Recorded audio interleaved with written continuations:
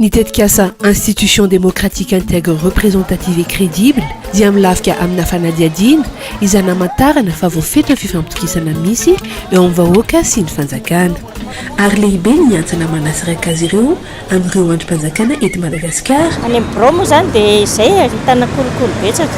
Tena mampahantra firenena mihitsy ny sin'ilay kolokolo satria efa tsy ao anatin'ilay fahamarinana intsony tsika. Maro sosina ny rafim-piainana misy eto satria ny fanjakana sy ireo solitena politika dia toa tsy mihevitra ny tombontsoan'ny vahoaka fa mitsinjo ny tombontsoan'izy ireo manokana amin'ny alalan'ny kolikoly ka lasa tsy rabona ny tombontsoa iombonana. Tena afaka lavitra mihitsy amin'izao fotoana izao. Lavitry ny afo ny kitay amin'izao.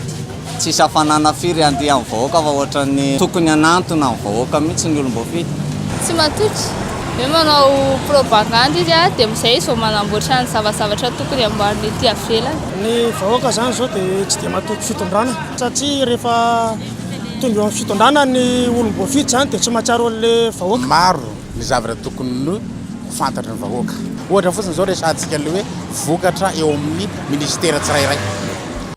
Araka izany rehetra izany dia misy ny hetsika tamin'ny alalan'ny tetikasa idirika izay nivolavolan'ny UNESCO, ny PNUD sy ny HCDH ary novatsy ny tahirim-bola ny firenena mikambana ho amin'ny fanamafisana ny fandriampahalemana na PBF vola izay entina hamerenana fifampitokisana eo amin'ny vahoaka sy ny andrim-panjakana eto Madagasikara mba ho fanohanana ny tamberina andraikitra sy ny ady amin'ny kolikoly, ho fananganana rafitra izy sy ny fifanankalozan-kevitra eo amin'ny vahoaka sy ny olom-boafidy ary ny fahafahan'ny olom-pirenena tsy hankanavaka mahazo vaovao ka tsy ho mora voafandrika ny fitapitaka ninona endrika isehoany, halala ny zony sy ny adidiny ary andraindraikitra amin'ny fiainam-pirenena.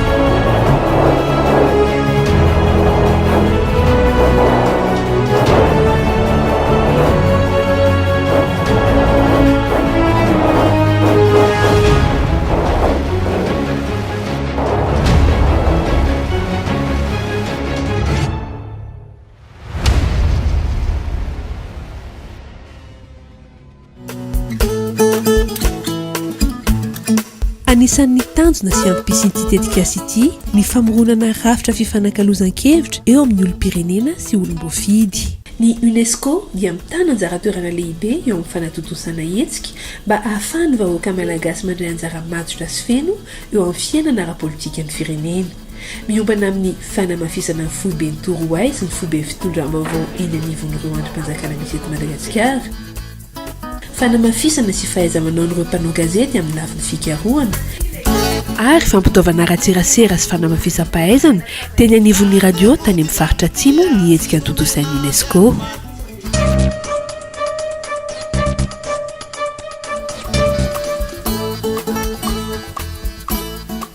Anisan'ny singa iray eo amin'ny fahatongavana amin'ilay fanjakana tsara tantana manaja mangarahara ny fahafahan'ny olom-pirenena iray mahazo vaovao toy ny fahafantarana ny antom-pisiana ny vokatra sy ireo iraka ataon'ireo sampandraram-panjakana samihafa sy ireo ministera na androm-panjakana isan-tsokajiny. Fanamafisana fahaiza-manao, fanohanana mba ho tafiditra anatin'ny sata moa amin'ny fahazom-baovao, fanatontosana fampitaovana ho ana foibe ny torohay sy fitondram-baovao 12 no ifantohan'ny tetikasa dia ny anteny miran-doolona, anteny miram-pirenena, mediatora ny repoblika, ministera ny fiarovam-pirenena, ministera ny fitsarana, ministera ny atitany sy ny fitsinjaram-pahefana, ministera ny toe-karena sy ny tetim-pivoarana, ministera ny arena-kibon-tany sy ny solitany, ministera ny zony sy arena anaty-rano, ministera ny tontolo iainana, ny aivoary ary ny ala, sekretariat-panjakana miadidin'ny gendarmerie-pirenena, komity mitandro fahamarinana CSI, ANTA, MCRI, Bionco, foibe mpitondrana miadidin'ny fatitsiranana. Nisy arak'izay hoy ny filana eo amin'ny lafiny fiofanana zany mikasika an'izay fitantanana ny trano famakiam-boky na ny fitoerana mikirakira torohay izay satria tsapa nandritra ny taona maro fa somary atao hoe adinodino zany ireo ifitoerana ireo kanefa dia manana ny toerana lehibe eo anivon'ny ministera tsirairay misy azy ireo asa sy vokatra eo anivon'ireo sampandrahara ireo izay ilaina ny fahafantarany olom-pirenena atongavana amin'ilay mangarahara zany a sy tamberina andraikitra izay singa sy fenitra tongavana amin'ilay fanjakana tsara tatana tanytandalana ary ny ady amin'ny kolikoly. Ny fiofanana moa dia niompana manokana mikasika ny fitantanana sy fandrindran'ireo fitoerana mikirakira ny torohay na trano famakiam-boky CDI, ny fomba fampahafantarana ny antom-pisiny sy ny iraka izay ataon'ireo sampandraram-panjakana mba ahafahan'ny olom-pirenena mandray anjara bebe kokoa sy mitondra ny anjara birikiny amin'ny fahatongavana amin'ilay fanjakana tsara tantana. Raika amby 30 izy ireo no voatsonga anaraka fiofanana. Navitrika dia navitrika amin'ny mpandray anjara ary natsapa ny mahazava-dehibe fiofanana izay natao tetsy amin'ny Lombaviantaninarenina ny 7 Novambra 2024. Dia ilaina tokoa ny formation toy izao satria mahatsiaro fa misy tokoa zany atao hoe tombotsoa goavana raisin'ny mpiray tanorazana izay tsy hanavahana hatrany madinika indrindra ka hatramin'ny faran'izay antitra mbola afaka mitsidika ary manovo fahalalana amin'ny biblioteka na ny tranomboky zany izay misy isaky ny ratsamangaika rehetrarehetra eto Madagasikara. Ny formation natao izao aloha zany a dia momba ny hoe leadership, dia momba ny hoe technique de communication ary ny hoe archivage. Le formation reo zany a tena ilaina mihitsy satria en tant que hoe en centre de documentation anao hoe ilaina nge centre de documentation satria no hoe ny information documentaire zany a re zany a manampy amin'ny fandraisana décision ho an'ny mpitondra zany.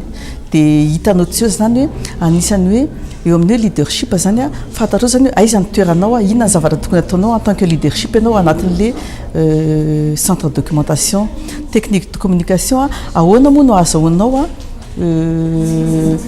mitondra na centre anankiray raha tsy mahafantatra anao hoe ohatran'izao hoe communiquenao amin'ny olona hoe tafita ve zavatra information ny asanao hoe tafita zany satria ny asanao zany dia hoe mifournir information amin'ny olona ka tafita ve zay a. Ny nataona Androany zany a dia mikasika ny fitehirizana ireo tonta-taratasy na hoe archivage. Zahay moa zany dia eo amin'ny antenimena-pirenena na hoe Assemblée nationale ao Tsimbazaza. Ny ataona eo zany dia ny projet de loi sy ny fokotasina an'ireny PV ireny na procès-verbaux.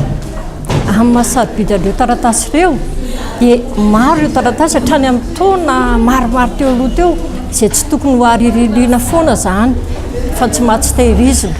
Amin'ny alalan'ny tikatra formation izay nataonay androany ity dia nahita zany izay zava-baovao. Efa asa mahazatra ihany izy io fa mba manaraka ny teknika moderne zany izay dia mahita hoe mba tena tsara tokoa mba nisy zavatra vaovao tsara tsy fahitanay tato nefa azonay androany. Betsaka ny nahazo tombotsoa ary nahatsapa ny tena mahazava-dehibe izany fiofanana izany. Ny fanamby zany hoe rehefa vita ny fandarana asa toy ny dirika ohatrao dia mba hiatsara kokoa ny fahazahoan'ny olom-pirenena tsirairay avy misitraka vaovao satria raha tsika malala fa efa andrekinan'ny fampandrosoana indrindrindrindrina ny antom-pisin'ny olombelona tsirairay avy ny fahazahoana vaovao. Tena tenté amin'ny UNESCO angambany dia teny tokana hoe pérennisation les centres de documentation dans tous les domaines. Zay angambany. Dia misaotra ny UNESCO zany fa le formation nampanao UNESCO mbola nampitombo le zavatra efa mba hitanay tany aloha zany. Misy arany mbola tsy hitanay dia hitanay tato amin'ny formation nomeny UNESCO mikasika ny leadership ohatra tsy nanao an'iny mihitsy zay raha tsy tamin'ny UNESCO tamin'ity. Ny afatra amin'ny UNESCO zany dia misaotra betsaka fa tena afa-po zahay mpanao formation dia mbola mangataka enta-po mba hisy foana ny formation fa mahafinaritra le izy. Misaotra tompoko. Dia ny afatra ho an'ny UNESCO zany dia hoe tianay ny hanomezana formation mba ahafahanay manatsara ireo expérience professionnelle izay efa nanananay ary tianay tombo hatrany satria ny vanim-potoana dia mivoatra dia mila maharaka ny zava-misy zany zahay. Ny fahavalon'ny volana Novambra 2024 kosa no notolorana mari-pahaizana ireo tompona andraikitry ny CDI rehetra izay nanatrika izany fiofanana izany.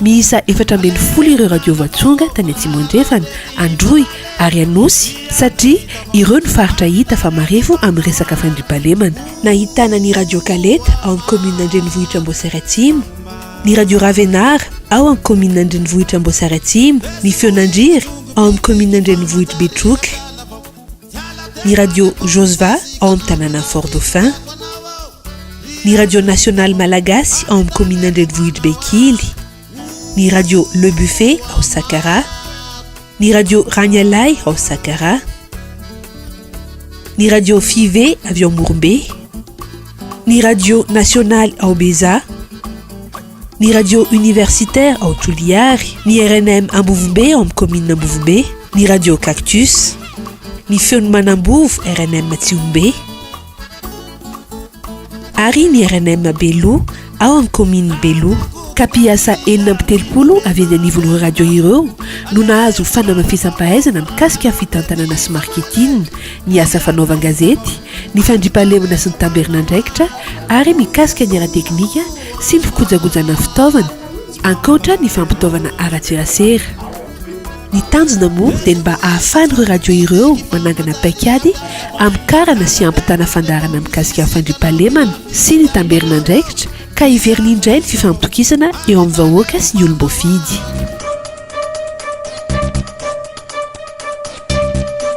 Izaho no antenainy vahoaka hitondra vaovao maro-potitra ho azy ireo mba ahafahan'izy ireo indray mametraka ny fitokisany amin'ireo mpitondra sy ireo sampandraharaha samihafa eto amin'ny firenena.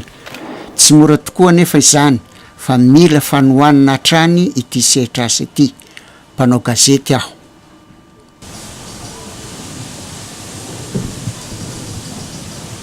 Avy any Ankiloka zany tsika io fa misy zavatra lehibe miseho any Ankiloka avaratra any fa voasazy ny fokon'olona ray manontolo. Izy no Raza Charles, 570 taona izy amin'izao fotoana izao ary efa 50 taona tao anatin'ny asa fanaovan-gazety. Mbola amperina asa hatramin'izao satria solitena ny mpanao gazety an-tsoratra maromaro aty Toliary. Manana ny anjara toerany lehibe eto amin'ny firenena ny asa fanaovan-gazety noho izy afaka mampifandray mivantana ny vahoaka amin'ireo olom-boafidy sy ny andrim-panjakana isan-tsokajiny. Nomena fiofanana manokana mikasika ny atao hoe fanaovan-gazety fikarohana izay tsy azo idivirana mba ahafahana maharaka ny zavatra tsy milamina na ara-politika izany na ara-tsosialy ny andiana mpanao gazety manerana Madagasikara izay notsongaina tamin'ny alalan'ny appel à candidature. Anisan'ireo namaly ny antso avy hatrany i Raza Charles. Eo any Antananarivo indray zao anatika fiofanana vaovao mba azahoana traikefa vaovao mikasika ny journalisme d'investigation izy ity, mikasika ny fanadihadiana any Antananarivo. Maharitra eo amin'ny herinandro eo ny fiofanana ka dia ampy tsara zao ny lamba hoetiko tsy dia mila zavatra petsaka tokoa.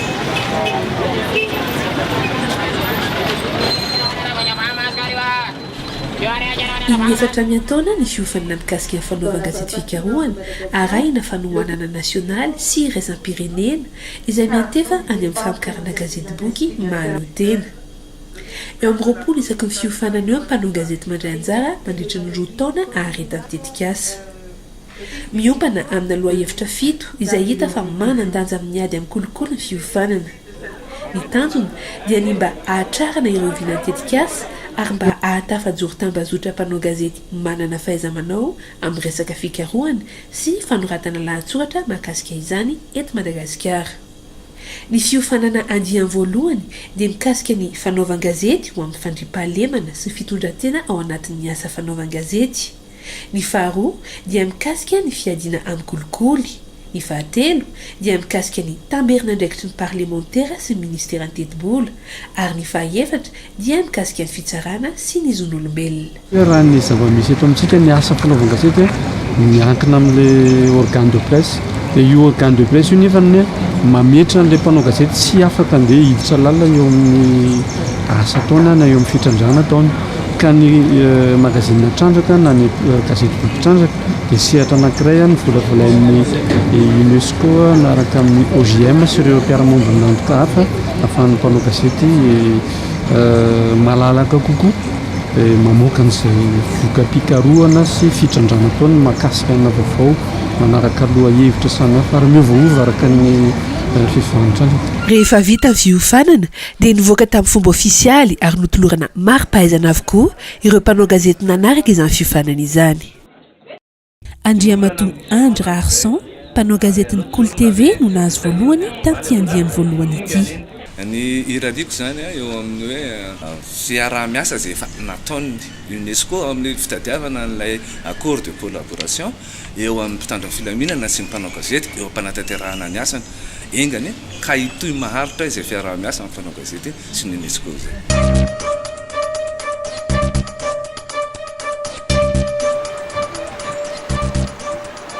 Notanterahina ny fahavalo ambin'ny folo ka hatramin'ny faharoa amby roapolo ny volana septambra kosa ny andian'ny faharoa tamin'ny fiofanana mikasika ny asa fanaovan-gazety fikarohana. Fanaovan-gazety fikarohana ny tena zava-misy marina eny anivon'ireo sehatra rehetra izay anjakan'ny kolikoly no tena niompana fiofanana.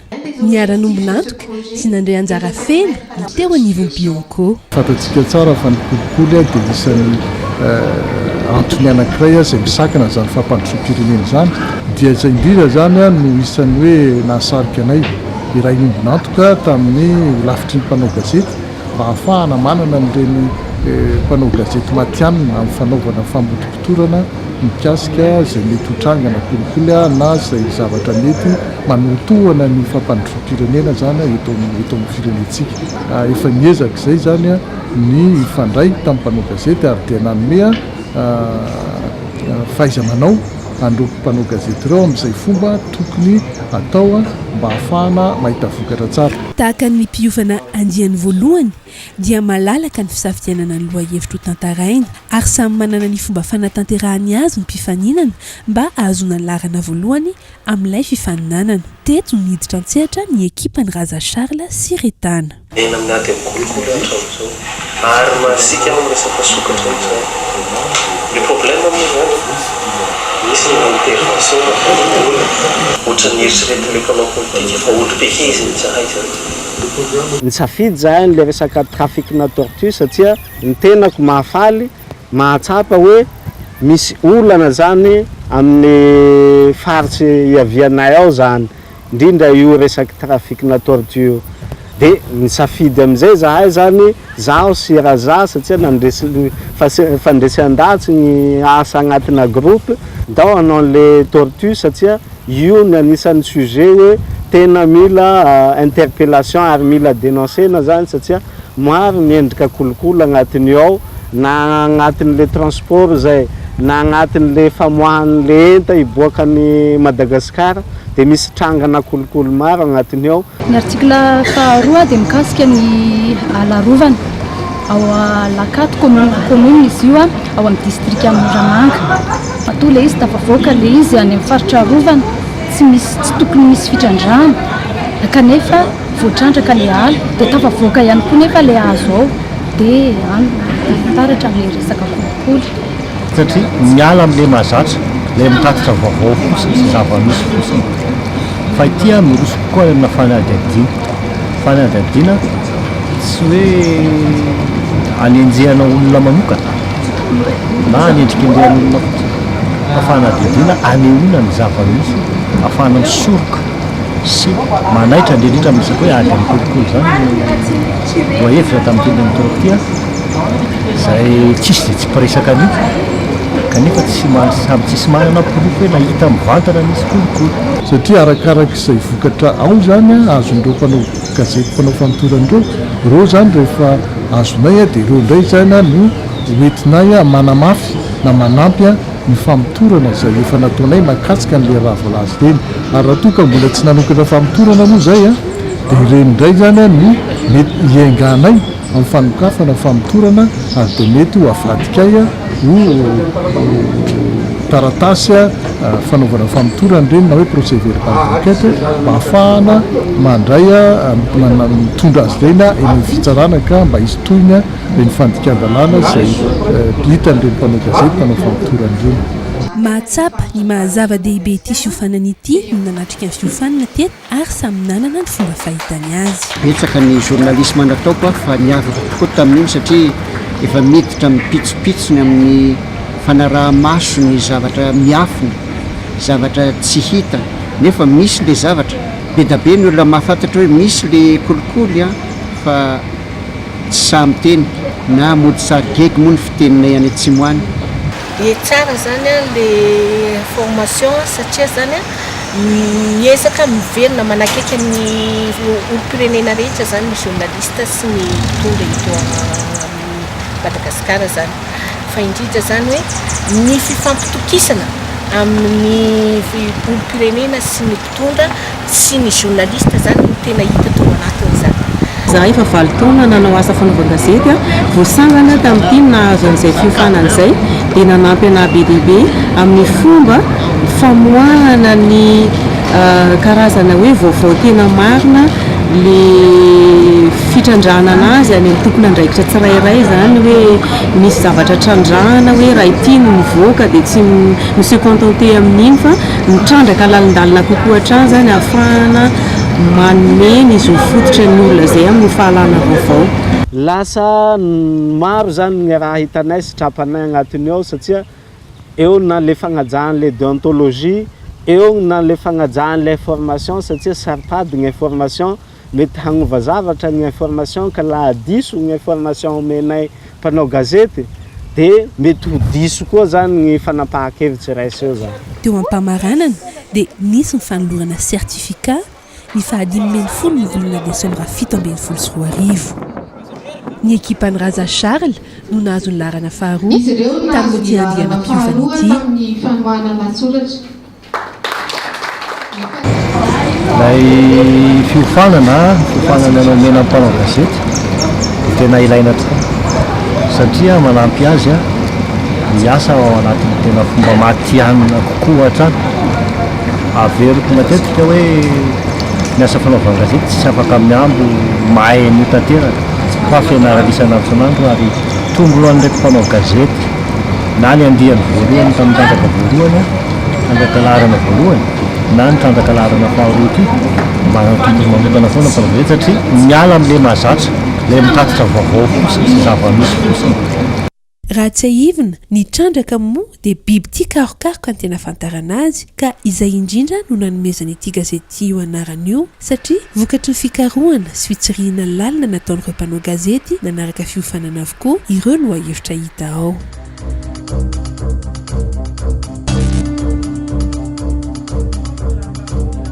Tontosy araka izany ireo fampiofanana natao na ho an'ireo mpanao gazety na ho an'ireo tompon'andraikitra eny anivon'ny fitoeran'ny foibe ny torohay sy ny foibe ny fitondram-baovao izay mifantoka hatrany amin'ny fahombiazan'ny ady amin'ny kolikoly, ny fanatsarana ny fifampitokisana sy ny fanajana ny tamberin'andraikitra eo amin'ny vahoaka sy ny fanjakana ary koa mba hahatonga ny vahoaka tsy mora voafandriky ny fitapitaka n'inona endrika isehoany ka halala ny zony sy ny adidiny ary andray andraikitra amin'ny fiainam-pireneny.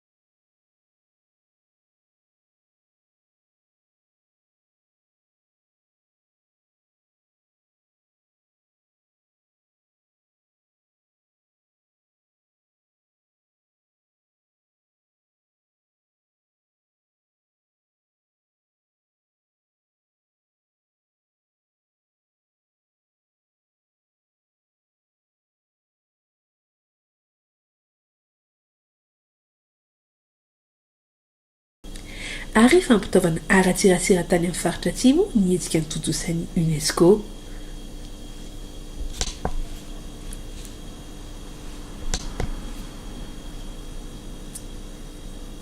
Nomena fiofanana manokana mikasika ny atao hoe fanaovan-gazety fikarohana izay tsy azo idivirana mba ahafana maraka ny zavatra tsy milamina na ara-politika izany na ara-tsosialy.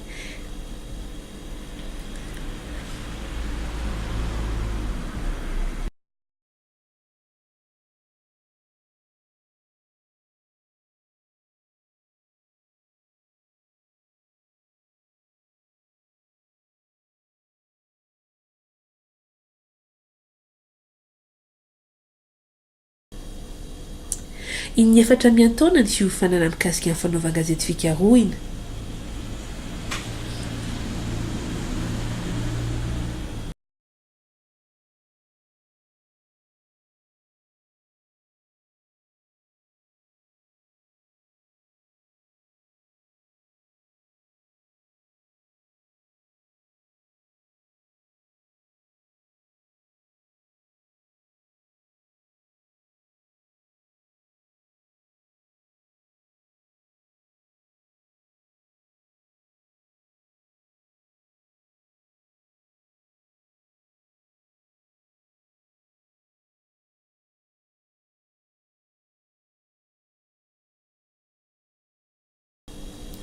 Ny fiofanana andiany voalohany dia mikasika ny fanaovan-gazety ho amin'ny fandriam-pahalemana sy fitondran-tena ao anatin'ny asa fanaovan-gazety.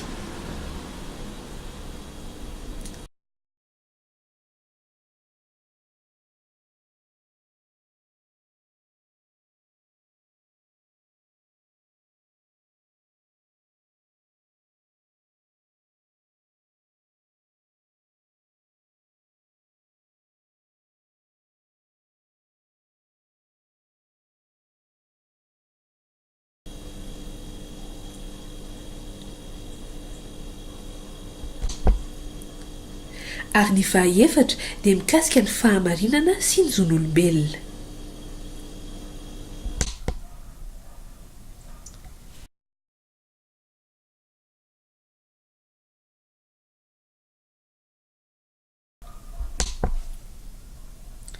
Fanatotosana fampitaovana ho ana fohy ben'ny toroesy ny fitondram-baovao 2020 no ifantohany tetikasa dia ny anteny miran-doholona, anteny miram-pirenena, médiatorany république, ivitoeram-pirenena momba ny famokaram-baovao, ANTA, MCRI, ministera ny fitsarana, ministera ny fiarovam-pirenena, ministera ny toe-karena sy ny tetim-pivoarana,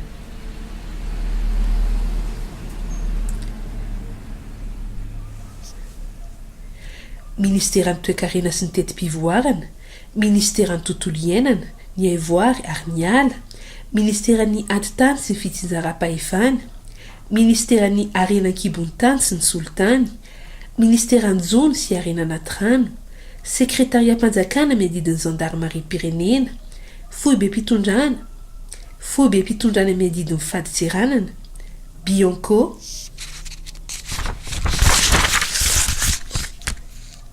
ary komity mitandro fahamarinana CSI.